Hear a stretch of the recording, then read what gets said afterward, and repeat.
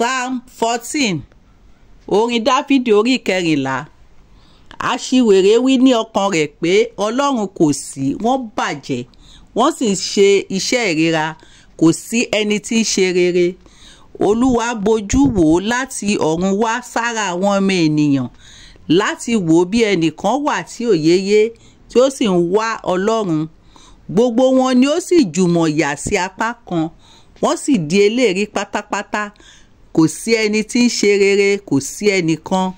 Gbogbo àwọn ẹni tí ń ṣiṣẹ́ ẹ̀ṣẹ̀ kò ha ní ìmọ̀. Àwọn ẹni tí ń jẹ ènìyàn mi bí ẹni jẹun, wọn kò sì ké pe Olúwa. Níbẹ̀ ni ẹ̀rù bà wọ́n gidigidi, nítorí tí Ọlọ́run ń bẹ nínú ìran olódodo. Ẹ̀yin dójú sí ìmọ̀ àwọn tálákà, ṣùgbọ́n Olúwa ni ààbò rẹ̀. Ta ni yóò fi ìgbàlà fún Ísírẹ́lì láti Síónì jáde wá?